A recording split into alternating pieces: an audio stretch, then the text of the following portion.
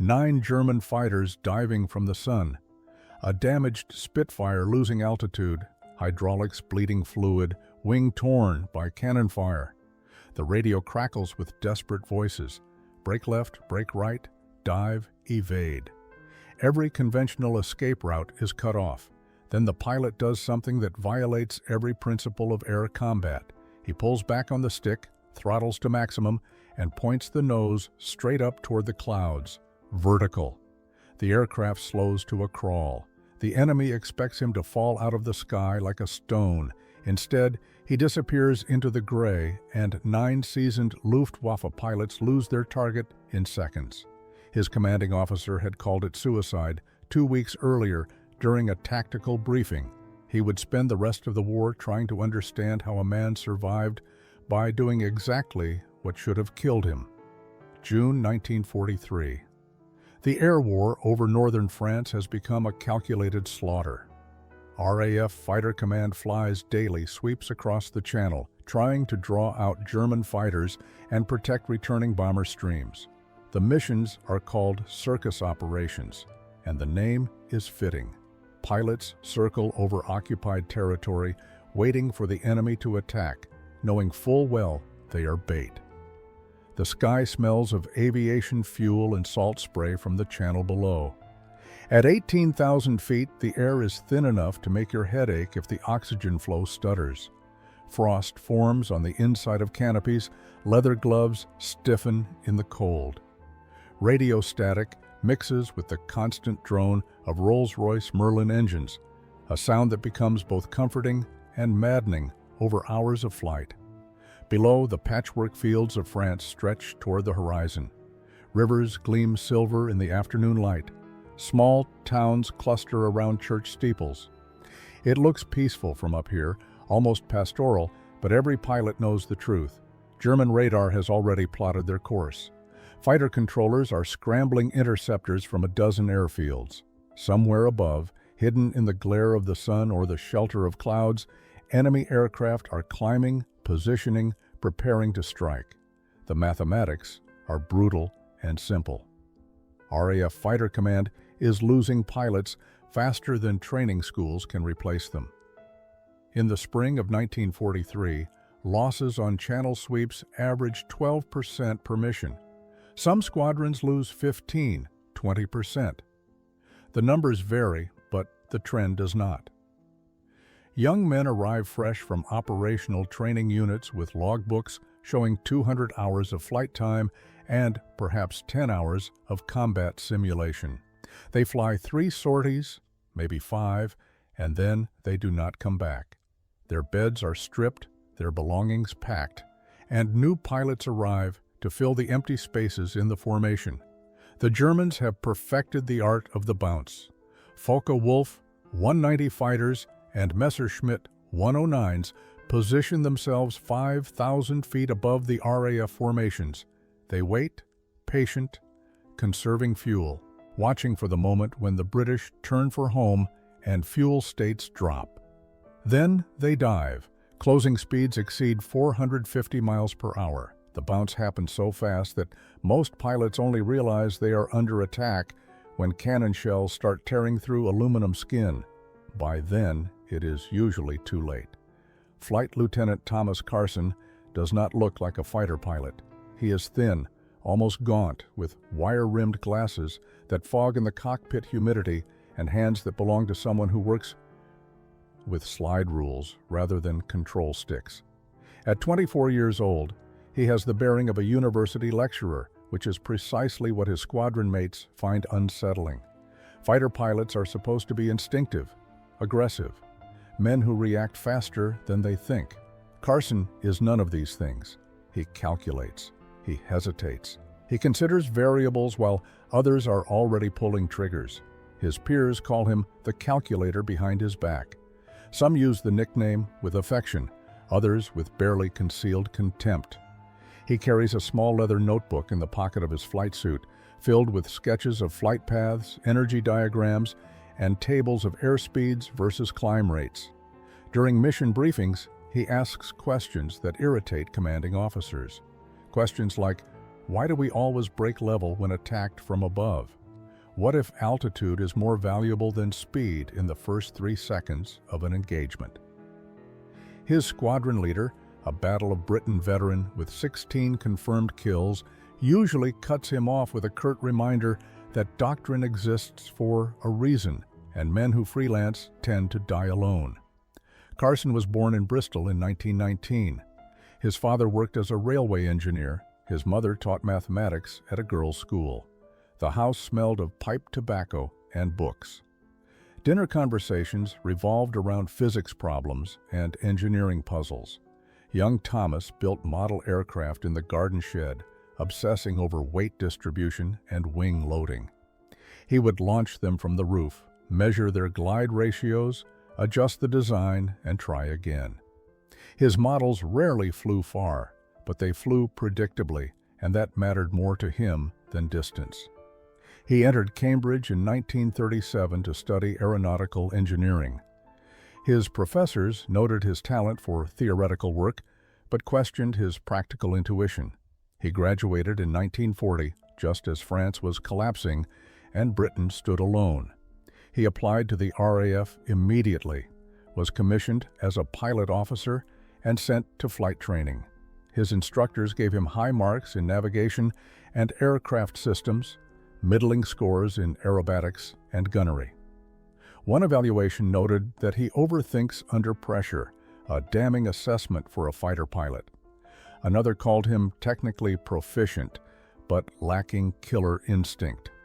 He flew Hurricanes during the tail end of the Battle of Britain, assigned to a squadron protecting Midland's industrial cities from night raids. He survived not through aggression, but through calculation, positioning himself where bombers would be rather than chasing where they had been.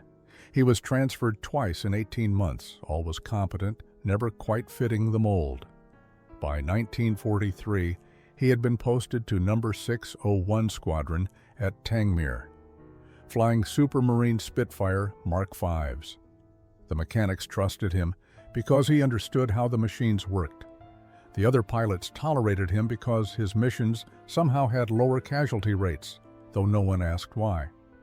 The path from Bristol to the cockpit of a Spitfire was neither straight nor glorious. Carson's childhood was quiet and methodical, spent in the shadow of his father's railway blueprints and his mother's geometry lessons. While other boys played football in the streets, he sat in the garden sketching aircraft he had seen in magazines, calculating their wing areas, estimating their power-to-weight ratios. His classmates found him odd. Teachers found him exhausting. He asked too many questions, wanted to understand not just what happened, but why, and refused to accept answers that felt incomplete. At Cambridge, he found his people. Aeronautics students who spoke in equations and thought in vectors. He studied under professors who had designed biplanes in the Great War, men who understood that flight was not magic, but physics made visible. His thesis examined high angle of attack stability in monoplane fighters, exploring the narrow margin between controlled flight and departure from controlled flight. It was dry, technical work that almost no one outside the department understood. It would save his life 3 years later. When war came in 1939, Carson knew he would fly, not out of patriotism or adventure, though both played their parts, but because the problem fascinated him. How do you keep a machine in the air when another machine is trying to destroy it? The RAF accepted his application in early 1940. Training was abbreviated, accelerated by necessity as France fell and the Luftwaffe prepared to invade. He learned to fly Tiger Moths, then Harvards, then Hurricanes. He was adequate in all of them, never the best in his class, never the worst. Instructors noted his smooth handling and precise navigation, but worried about his reaction time in simulated combat. He thought too much, they said. He needed to trust his instincts. But Carson did not trust instincts, he trusted math. During his first combat sorties in late 1940, flying patrols over the Midlands, he began keeping his notebook. After each mission, he would sketch the engagement from memory, drawing the geometry of attack angles and defensive breaks. He noted altitudes, speeds, fuel states, and outcomes. He recorded which maneuvers led to survival and which led to funerals. Patterns emerged. German bombers attacked in formations that exploited specific blind spots. Fighter escorts positioned themselves to maximize energy advantage. RAF doctrine emphasized maintaining formation integrity, but Carson noticed that pilots who survived critical moments often violated formation discipline in precise, calculated ways. He started experimenting during training flights, testing the Spitfire's performance envelope at altitudes and speeds the manual barely mentioned. He measured how quickly speed bled off in vertical climbs, how much altitude he could trade for velocity, where the stall warning activated, and how much margin remained before departure. His crew chief asked if everything was all right after noticing unusual wear patterns on the airframe. Carson said he was learning the airplane. The crew chief stopped asking questions but started paying closer attention to pre-flight inspections. The enemy has refined killing into a science. Focke-Wulf 190 fighters, brutish and fast, excel in diving attacks. Messerschmitt 109 Gustavs, lighter and more agile, dominate vertical combat. Both are flown by pilots who have been fighting since 1939, men who cut their teeth over Poland and France, who survived the Battle of Britain, who know the mathematics of energy and the geometry of death. They hunt in coordinated pairs, exploiting altitude and speed with surgical precision. One attacks while the other covers. If the first misses, the second does not. RAF doctrine has evolved to counter this threat, but evolution is slow and the enemy adapts faster. Fighter command emphasizes formation discipline. Stay with your section, fight in pairs. Never allow yourself to be separated. Break toward the attack, force an overshoot, and reverse onto the attacker's tail. It works when executed correctly, when pilots have altitude, speed, and situational awareness, when the bounce comes from a predictable angle and the enemy commits too early. But over France in 1943, those conditions rarely exist. The statistics are unforgiving. Between March and June, RAF losses on channel sweeps averaged 12% per mission. Some days are worse. The raid on Abbeville Airfield on May 18th costs 14 Spitfires out of 63 dispatched. The fighter sweep over Caen on June 2nd loses 9 out of 48. Each number represents a pilot, a family, a hole in the formation that must be filled. Replacement pilots arrive weekly from operational training units, young men with barely enough hours to find their way home in bad weather, let alone survive combat against veterans. The problem is energy management, though few pilots think in those terms. When German fighters bounce from above, they carry enormous kinetic and potential energy. A Focke-Wulf diving from 25,000 feet reaches speeds exceeding 450 miles per hour. At that velocity, it can climb, turn, or extend away from any threat. The Spitfire formations, cruising at 18,000 feet and 280 miles per hour, have far less energy. When they break to evade, they turn or dive, both of which bleed speed. They sacrifice their most valuable asset, velocity, to avoid immediate death. Sometimes it works, often it does not. Carson has noticed something that doctrine ignores. The Spitfire Mark V, for all its limitations against the Focke-Wulf at low altitude, performs beautifully above 20,000 feet. Its wing loading and power-to-weight ratio give it advantages in thin air that disappear lower down. Every successful evasion he has witnessed or executed involved gaining altitude, not losing it. But doctrine says dive when bounced. Doctrine says maintain your energy by going down. Carson thinks doctrine is wrong, or at least incomplete. He sketches alternative geometries in his notebook.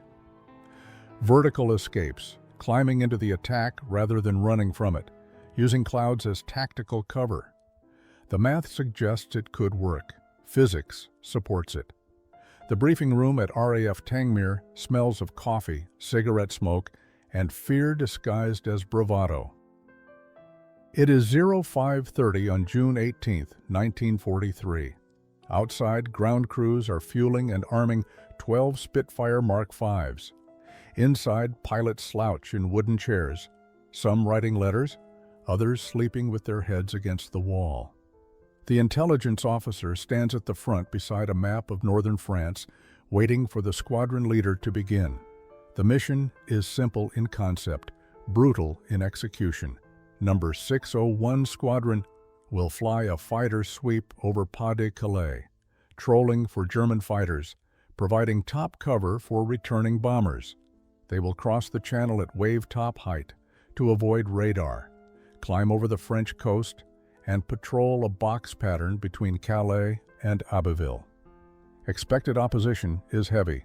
German fighters from Jagdgeschwader 26 are known to operate from Abbeville. They are aggressive, experienced, and very good at their job.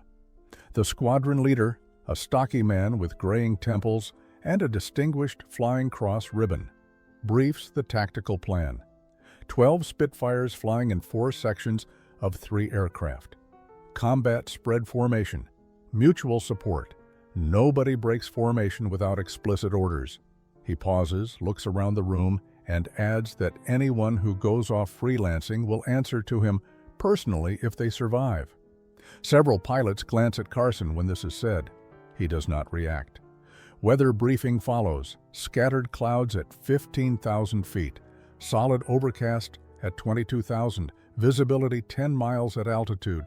Surface winds from the southwest at 15 knots. Good conditions for combat, terrible conditions for bailouts. If you go down over France, you are either captured or dead. The channel is cold enough to kill in 20 minutes if your Mae West fails. Nobody mentions these facts aloud. Everyone knows them. Carson is assigned Red 3 position, flying wingman to Flight Lieutenant Davies, a veteran with 9 confirmed kills and a tendency to lead from the front. Carson respects Davies but does not entirely trust his judgment. Davies believes in aggression, in closing to point-blank range, and letting the Browning machine guns do the talking. Carson believes in geometry. They rarely agree but have learned to fly together effectively, which is more important than friendship at 20,000 feet. Fuel calculations are reviewed. 90 minutes airborne, 30 minutes over enemy territory. The math allows no margin for extended combat or navigation errors. You cross the channel, you fight, you come home. If your engine takes damage, you glide as far as you can and hope the air-sea rescue launches find you before hypothermia does. Carson rechecks his own calculations, comparing fuel burn rates against distance and expected combat duration. The numbers are tight, but workable if nothing goes wrong. Things always go wrong. The briefing ends at 0600. Pilots file out into the pre-dawn cold. Carson walks to his aircraft, running through mental checklists. His ground crew has already completed pre-flight inspections. The Spitfire sits ready, propeller ticking in the breeze. He climbs into the cockpit, straps in, and waits for the signal to start engines. Takeoff is smooth. 12 Spitfires form up over the channel, climbing southeast toward France. The air is cold and clean at altitude. Below, the channel looks gray and uninviting, waves marching in endless rows toward the English coast. Carson flies loose formation on Davies's wing, checking instruments, scanning the sky, running through combat procedures in his mind. Radio chatter is minimal. Brief acknowledgments, position calls, nothing unnecessary. Everyone knows the drill. They cross the French coast at 0645, climbing through scattered clouds. The land below transforms from abstract geography into occupied territory, roads, farms, towns held by the enemy. Somewhere down there, radar operators are tracking their progress, telephoning fighter controllers, scrambling interceptors. The Germans know they are coming. They always know. At 18,000 feet, the formation levels off and begins its patrol pattern. Visibility is excellent. The sun climbs behind them, casting long shadows across the formation. Carson scans constantly, head on a swivel, checking 6 o'clock, 12 o'clock, high, low. The Spitfire cockpit offers decent visibility, but the fuselage blocks portions of the sky. You compensate by moving your head, craning your neck, never fixating on one sector too long. Situational awareness is survival. 20 minutes over France. Nothing. The sky appears empty.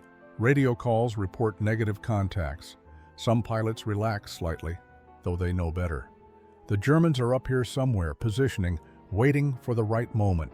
Then, Red Leader's voice cuts through the static, urgent and clipped.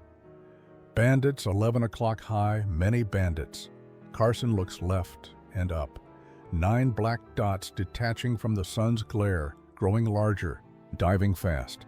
Focke-Wulf 190s. The geometry is perfect from their perspective, terrible from his. They have altitude, speed, and surprise. Red Leader calls the break. Red section break left now. The formation shatters. Spitfires roll hard, pulling into defensive turns, trying to force the attackers to overshoot. Carson banks left with Davies, stick, hard over, throttle advanced, pulling 4 Gs, 5. The horizon tilts vertical. Gray sky becomes ground, ground becomes sky. His vision tunnels slightly from the G load. He grunts, tightening his abdomen muscles, forcing blood to stay in his brain. Something flashes past his canopy, close enough to feel the turbulence. A Focke-Wulf overshoots too fast to follow the turn, but there are more behind. Carson hears Davies call a second break. The section scatters further. Then the impacts, metal tearing. The Spitfire shudders. 20-millimeter cannon shells walk across his port wing, punching holes through aluminum skin. Hydraulic fluid sprays in a fine mist, coating the canopy. The aircraft yaws left, control growing mushy. Altitude bleeds off, 14,000 feet, 13,000. Radio calls overlap, desperate voices reporting contacts, calling for help, warning of more fighters. Carson's section is scattered across 5 miles of sky. 3 Focke-Wulfs are vectoring toward him, recognizing the damaged aircraft, moving in for the kill. He has perhaps 30 seconds before they are in firing range. Every option is bad. He cannot outdive them, cannot outrun them, cannot turn with them at this altitude. Physics dictates what happens next, though it feels like suicide. Carson pulls the stick back, smoothly but firmly, and advances the throttle to full power. The Spitfire's nose lifts from the horizon, climbing through 30 degrees, 45, 60, then vertical. Straight up. The damaged wing protests, airframe shuddering, but the structure holds. Airspeed begins to bleed away immediately. 280 miles per hour, 240. 200. The Merlin engine screams at maximum revolutions, propeller clawing at thin air, barely keeping the aircraft from falling backward. Behind and below, the 3 Focke-Wulfs react with confusion. They have been diving, accelerating, building energy for the kill. Now their target is climbing vertically away from them, doing the one thing no rational pilot would attempt. The lead German tries to follow, pulling his nose up, but his dive speed works against him. 400 miles per hour converts poorly into vertical climb. His aircraft pitches up steeply but cannot sustain the angle. The nose falls through, dropping back toward a level flight. He has too much speed to climb, too little altitude to recover energy. He breaks off, rolling away. The second Focke-Wulf attempts a different approach, pulling up less aggressively, trying to track the Spitfire with his gun sight. But Carson is accelerating vertically through his field of view, climbing, faster than the German can aim. The deflection angle becomes impossible. A 3-second burst tears through empty air, tracers arcing uselessly below Carson's tail. The German overshoots, his momentum carrying him past Jas. Unable to slow down without stalling, the third fighter holds back, climbing in a shallower arc, trying to position for a shot when the Spitfire inevitably stalls and falls. But Carson is not stalling yet. 160 miles per hour. 140. The stall warner activates. A shrill mechanical scream in the cockpit. The control stick vibrates in his hands, mushier now, the ailerons barely responsive. He is flying on the ragged edge of controlled flight, held aloft by engine thrust more than aerodynamics. Altitude passes 19,000 feet, 20,000, 21,000. The cloud base materializes ahead. A wall of gray cotton at 22,000 feet.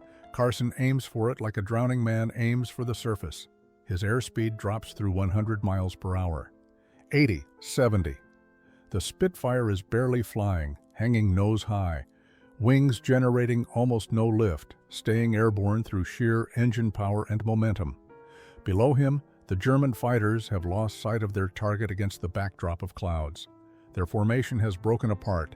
3 aircraft scattered across different altitudes, their coordinated attack disrupted. At 22,000 feet, Carson enters the cloud. Gray envelopes everything.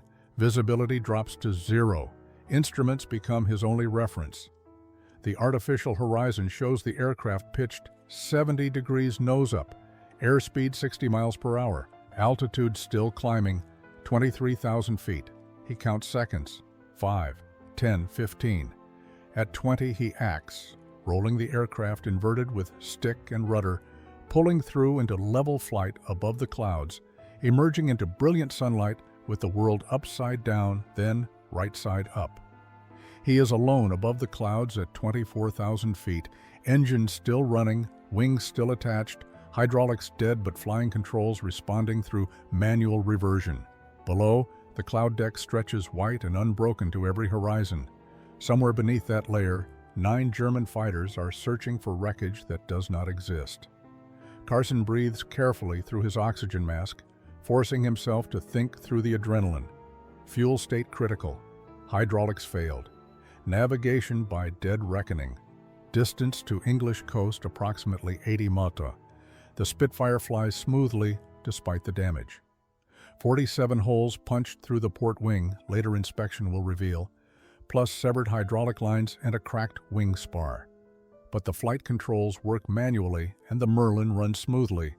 He turns west, using the sun position to verify heading, calculating fuel consumption against distance. The math is close, very close. He reduces power slightly, leaning the mixture, trading speed for endurance. At this altitude, the Spitfire cruises efficiently. He might make it. The channel appears 30 minutes later, a dark line separating white clouds from hazy coastline. He begins a gentle descent, still on manual controls, no flaps for landing. The approach will be fast and dangerous. He radios Tangmere Tower, reports battle damage and hydraulic failure, requests priority landing. The controller's voice comes back calm and professional, clearing him straight in. Crash crews standing by. Landing without flaps requires precise speed control.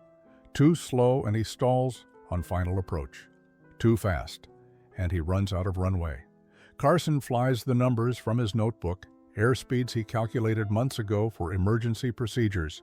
He crosses the threshold at 130 miles per hour, pulls power, flares, and touches down hard.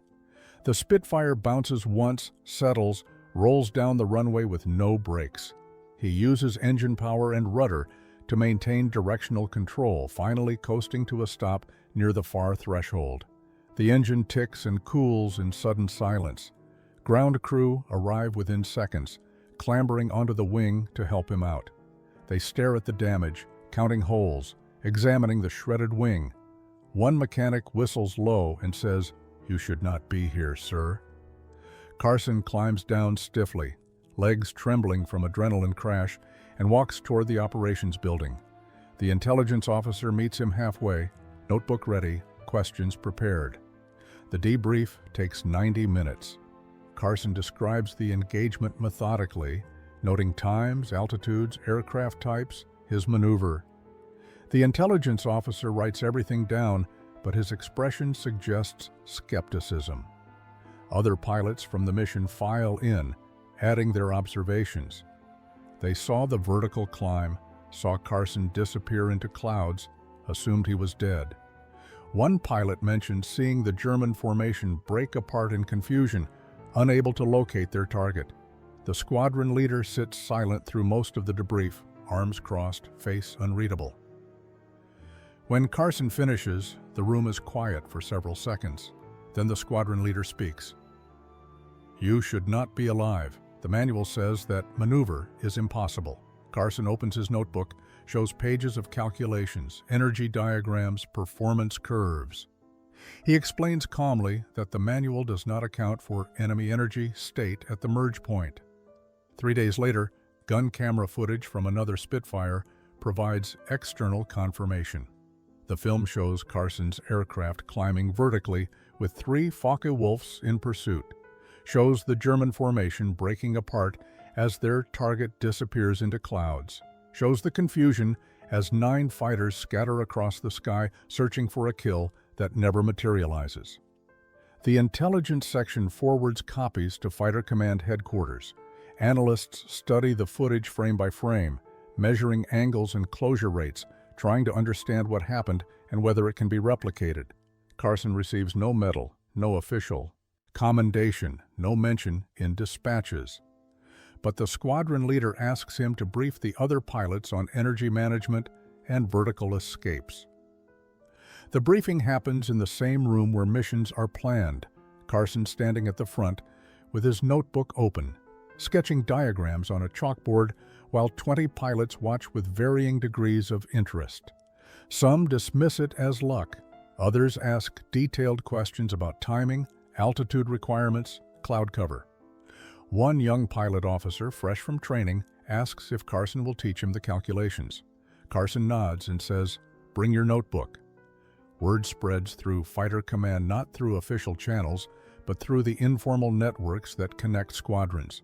Pilots talk in mess halls, during debriefs, at training schools. The story evolves with each retelling, details added or embellished, but the core remains consistent.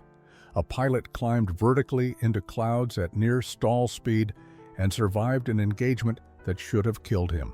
Some squadrons begin experimenting with the maneuver during training flights. Results are mixed. Timing is everything. The technique requires precise understanding of energy states, cloud positions, and aircraft performance limits. Executed poorly, it becomes genuine suicide. Executed correctly, it creates confusion and escape. By August 1943, RAF Fighter Command analysts notice a statistical anomaly. Loss rates during channel sweeps have decreased by approximately 8% compared to the previous quarter. The reduction is not uniform across all squadrons, but concentrates in units where pilots have adopted non-standard evasion tactics. Intelligence reports from interrogated German pilots mention Allied fighters using unorthodox vertical maneuvers. Luftwaffe tactical doctrine begins shifting, becoming more cautious at high altitudes, less aggressive when cloud cover exists above combat zones. The hesitation is subtle but measurable. Bounce success rates decline. More German fighters abort attacks when targets behave unpredictably. Carson continues flying combat missions through the summer and autumn of 1943. He completes 67 operational sorties by year's end, accumulates 4 confirmed kills, though aerial victories are never his focus, and never loses a wingman. His role gradually shifts from combat to training. He spends more time teaching new pilots, less time over France. The technique he demonstrated spreads through RAF fighter squadrons without ever receiving an official name. Some call it the vertical break, others call it Carson's climb. Most simply know it as an option, a tool, something to consider when conventional tactics fail. Post-war operational research studies will analyze the survival improvement, attribute it to multiple factors, including better aircraft and improved tactics, but note that doctrinal flexibility played a measurable role in reducing casualties during the critical summer months of 1943. If you found this story worth remembering, like and subscribe so these quiet acts of brilliance are not forgotten. Thomas Carson survives the war. He flies 89 combat missions, accumulates 4 confirmed aerial victories that never interest him as much as the mathematics of survival, and returns to England in 1945 with a Distinguished Flying Cross that mentions valor but not innovation. He is 26 years old, exhausted, and uncertain what peacetime looks like for someone who spent his youth calculating death. He returns to Cambridge, completes a doctorate in aeronautical engineering, and accepts a teaching position. His students never know that the quiet professor with wire-rimmed glasses once rewrote fighter tactics in 30 seconds of vertical flight. He publishes papers on high angle of attack aerodynamics, advises aircraft manufacturers on stability characteristics, and lives a careful, measured life far from spotlights. He marries in 1948, raises 2 children, attends faculty dinners, and rarely discusses the war except when former squadron mates visit and old stories surface over whiskey. The 1950s bring jet aircraft and new tactical doctrines, but the principle Carson demonstrated remains embedded in fighter pilot training. Energy management becomes formal curriculum. Vertical maneuvers are taught as standard escape options. The names change, the aircraft change, but the underlying physics persists.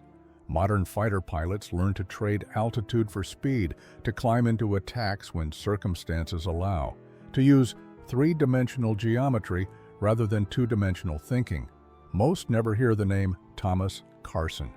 The technique has been absorbed into doctrine, stripped of its origin story, transformed from innovation into standard procedure. Carson dies in 1987 at age 68, cancer taking him quietly in a Cambridge hospital. His obituary in the Times mentions distinguished RAF service, his academic career, contributions to aeronautical engineering. It does not mention the vertical climb. It does not explain that dozens of pilots came home because one man trusted physics more than fear. His notebook, filled with calculations and sketches from 1940 to 1945, is donated to the RAF Museum. It sits in climate-controlled storage, occasionally referenced by historians, mostly forgotten. The pilots he trained carry forward his lessons. Some become instructors themselves, teaching the next generation to think geometrically, to calculate rather than react, to understand that survival often requires doing what doctrine says is impossible. The knowledge propagates through generations, becoming instinct for pilots who never knew its source. In simulator facilities and fighter training squadrons around the world, instructors still drill students on energy management, on vertical escapes, on the principle that changing the plane of combat changes the outcome. What endures is not the man or even the story, but the idea that intelligence is a weapon as powerful as guns or speed. That calculation can defeat instinct, that a thin pilot with wire-rimmed glasses and a notebook full of equations could outthink an enemy that had been winning through aggression and experience. Carson proved that the smartest move is not always the one that feels safest. Sometimes it is the one that looks like suicide until physics makes it survival.